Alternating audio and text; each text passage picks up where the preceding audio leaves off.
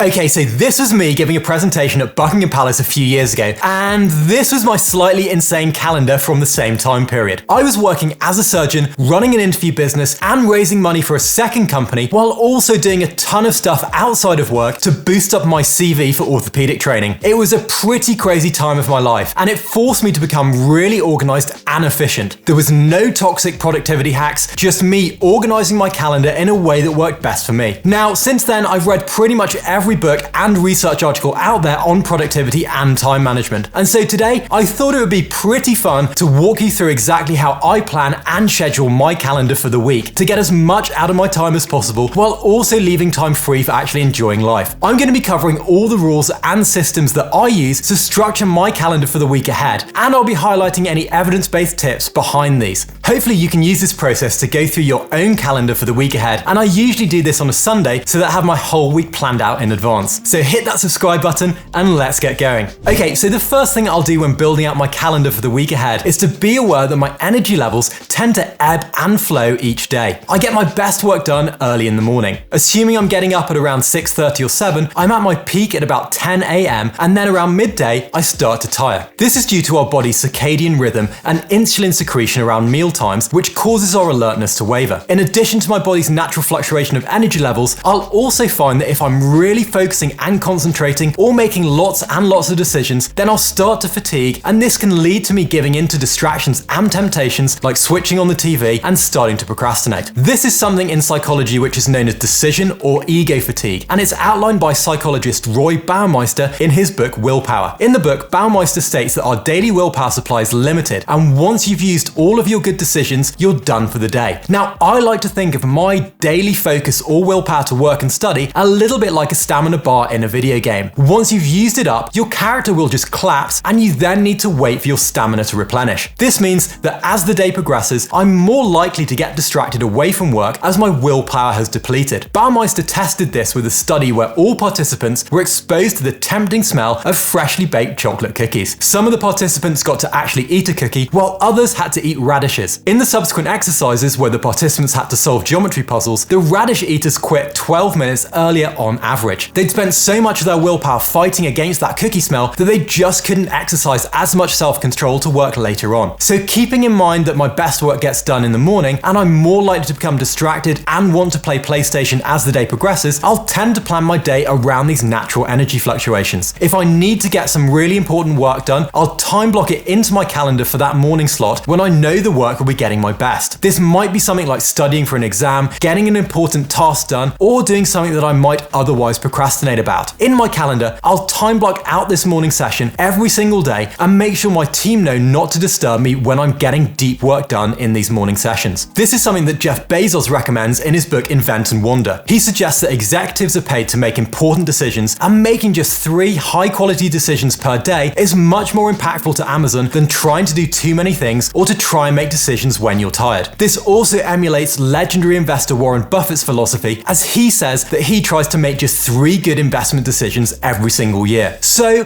what about when my energy levels begin to fade in the afternoon? Well, rather than trying to push through these lower energy periods, I'll deliberately schedule in tasks over lunch and later in the day that I know I don't require as much focus or creativity for. I'll typically schedule things like meetings and calls that I know require me to listen and talk rather than actually get my head down and work to solve problems. Because I've got the work done in the morning, I also don't put too much pressure on the afternoon, and I can be flexible to then jump into ad hoc tasks if needed. Remember, your own energy levels and best time to work might be very different from mine. For example, most of the engineering team in my company do their best work late into the evening. So follow my rules and system, but make it your own as we go through. So what about other commitments? What if you're a student and you have lectures to attend and you can't time block things out? Well, let's look at the next rule in my system, which is what I call non-negotiables. Okay, so having divided each day of my week into 2, my next rule is then the non-negotiable rule. This is when I'll look at what absolutely has to get done during the week ahead. This might be your job, going to lectures, taking your dog to the vet, or those tasks that just have to get done. I split my non-negotiables up into professional and personal so that I'm forcing myself to balance my work week. When I was working as a surgeon, for example, I had work timetabled for me during the week. Typically, I'd have a clinic on a Monday morning, an operating list Tuesday and Thursdays, Friday morning off, and maybe I'd also be on call on Tuesdays, so I'd get Wednesdays off too. These were my work non-negotiables. The the things I have to do, or I'd get fired. When I left medicine to go full-time on my business, I then had complete control over my timetable. But bearing in mind that's not exactly relatable for most folks, I'm going to assume that you have to at least attend some lectures or have some responsibilities that need to be factored in. In terms of personal non-negotiables, I know for me that going to the gym or getting in a HIIT class is absolutely essential for helping me to stay healthy and energized throughout the day. And I also know that I'm really bad at skipping meals, which can affect my energy levels too, so I'll add in meal breaks. Finally, I'll add in a rough bedtime that I'll try and stick to and be consistent with throughout the week. I might not necessarily timetable this, but I'll keep it in mind when I'm planning. So now we've added in all our non-negotiables over our daily flow, I can see that I have Wednesday morning and Friday morning clear where I can stick with my daily focus so I can schedule in my most important work here. For me, when I was working as a surgeon, this was either doing things to boost my CV, revising for an exam, or working on one of my business side hustles. For my personal non-negotiables like the gym or HIIT classes, I can either get them out the way in the morning or I can go after work. I tended to go to the gym first thing on days when I was operating, following the advice of Roy Baumeister, so that I'm less likely to just grab a donut because I'm ego depleted at the end of the day. And going in the morning also means I get going to the gym out the way and it sets me up for a successful day, knowing that I've achieved a gym session. If on the other hand I have a free day, I'll probably hit the gym around 11 or 12 after getting through some deep work as a reward as I'm prioritizing work on those days. The next rule I use for planning my calendar is the transplanting time rule. This is the part where I'm sort of reverse planning my week and thinking, what do I want to achieve by this time next weekend? I'll think about my big fat weekly goal that's going to move a work, personal, or business goal forward the most. This might be something like getting a YouTube video edited, it might be going to the gym every day, it might be reading a book or writing a blog post. I'll then look back at my non-negotiables for the week and look where I can transplant time from and to so that I can get this done. When I was working as a surgeon, this typically meant working on my business on weekends or after an on-call period. Now, before I get cancelled for toxic productivity culture, this isn't about hustle culture, it's about working on something you love. In my case, it was my business. I'm not grinding away, I'm actively trying to find time in my busy schedule to work on something that I enjoy. I'm also not just filling up all my free time with work, I'm transplanting that focus time that's been taken over by non-negotiables like an operating list or clinic. I'm not getting up crazy early or trying to work really late into night when I'm tired, I'm strategically selecting times when I know that I have some free time and I'm able to work at my best. In my case, Saturday and Sunday mornings. Often when we say we don't have time for something, what we really mean is that we're just not prioritizing it. This transplant rule forces me to prioritize my main weekly goal and find a time that isn't going to kill me. There are loads of people who work really hard and who aren't successful. It's about working smart and then working hard once you've got your system in place. One of the main enemies of trying to get things done and run a weekly calendar is perfectionism. And you've probably also heard of Parkinson's law, which states that work expands to fill the time available for its completion. For this reason, I'll apply my next rule, which is the rule of perfection stoppers. And this rule has two parts, as perfectionism is such a huge thief of time. Firstly, when I'm adding work into my calendar for the week, I'll deliberately add in false deadlines, which are sort of time challenges to get certain projects done by. For example, when I was building my first company, I did absolutely everything from building websites to writing sales copy, and I'd occasionally go down a rabbit hole of making those websites look nice or adding more pages or whatever it was, and it was way overkill. By adding in false deadlines where I would say, you have to stop working on this project and publish that website, it then forced me to be much more time efficient and focused. It also helped me to realize that work that I wasn't 100% happy with was still good enough, and it's better to ship or hand in something that you're 75% happy with than to try and push for that 100%, as the end reward will be negligible compared with your time investment over trying to get it perfect. The second part of the perfection stoppers rule uses a pretty cool psychology hack called the Zeigarnik effect. The Zeigarnik effect is a tendency for tasks which have been interrupted and uncompleted to be better remembered than tasks which have been completed. The effect was first seen by psychologist Bulma Zeigarnik in 1927, when she observed the effect in waiters who seemed to remember orders only as long as the order was in the process of being served, and promptly forgot the order as soon as it was finished. You can use this effect to your advantage to beat perfectionism. For example, if I have a project that might take a long time or where perfectionism might start to creep in, I'll start it and then deliberately shut it down after a set amount of time. I find that for me, perfectionism sneaks up when I get deep into a project and want to make it perfect. By setting a hard stop deadline, I'm pulling myself out of the project and forcing me to consider how much more I need to do. The Zeigarnik effect then means that my brain actively wants to get back to the project and finish it. So finishing the project is then at the front of my mind when I return to it. Now, my final rule when creating a weekly calendar that allows me to fit everything into into a very, very busy week is something that I call the happiness index rule. To get into a flow state, you need to have the right balance of challenge and ability to create enjoyment. And it was in fact Hungarian-American psychologist Mihaly who pioneered the concept of flow states. And in his TEDx talk and research, he stated that people who started their day with something that they were looking forward to were much more likely to be effective during the day. For me, I definitely wouldn't be able to get as much done in a busy week if I hated doing all the work that I had scheduled. That's why this rule is so important. Each week, I'll look through my calendar and give my calendar a happiness score. This really is me asking myself 3 key questions. Firstly,